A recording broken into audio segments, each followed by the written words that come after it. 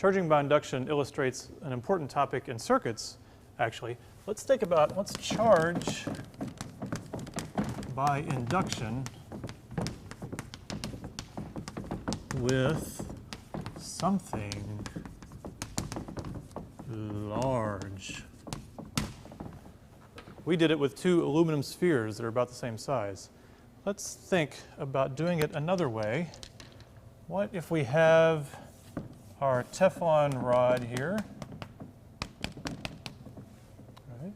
And let's have one of our aluminum spheres here. Okay. Well, we know what's going to happen to that single piece of metal.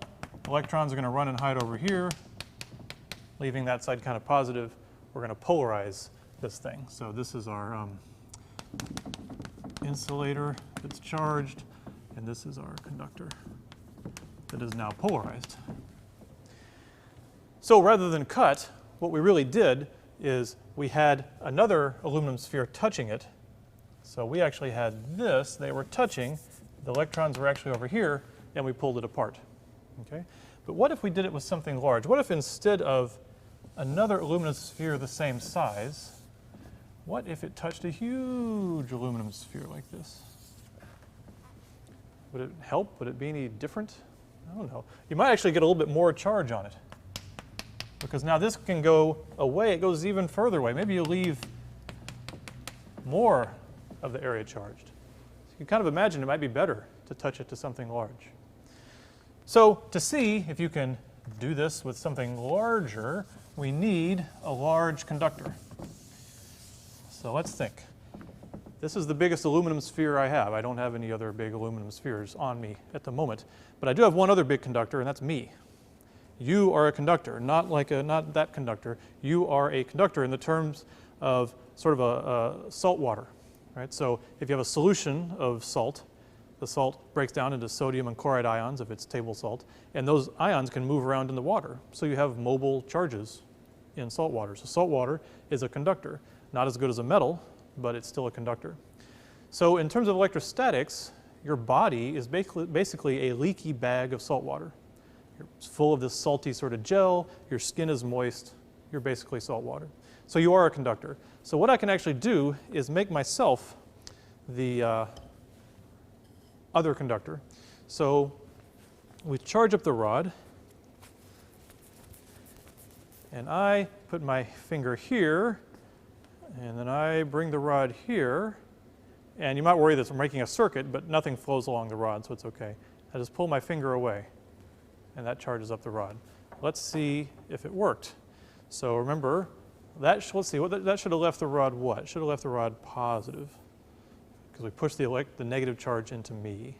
So now this negatively charged tape should be attracted to it, and sure enough, it's a positively charged piece of aluminum. Everywhere you go, it's got positive charge on it. Fairly strong, actually. And the reason it's strong is because I'm big. I'm bigger than that other sphere. We can get a lot of charge. In fact, the way you usually do this is you don't sort of have to be touching it and break contact. Often if somebody's going to charge something by induction, it's almost like a parlor trick. You almost have to watch quickly to see them do it. So you bring this here and you just touch it like that, and now it's charged. Just with that brief touch, you picked up the negative charge that was pushed to this side. Let me try it one more time, because if I do it and get a little closer, you'll probably even hear the spark. You can hear the charge jumping into my finger. So we get a little close to the mic here. We're polarizing it, now I'm going to accept the charge. So maybe you heard that. And now it's going to be very highly charged. Like that, see? Really wants to touch it.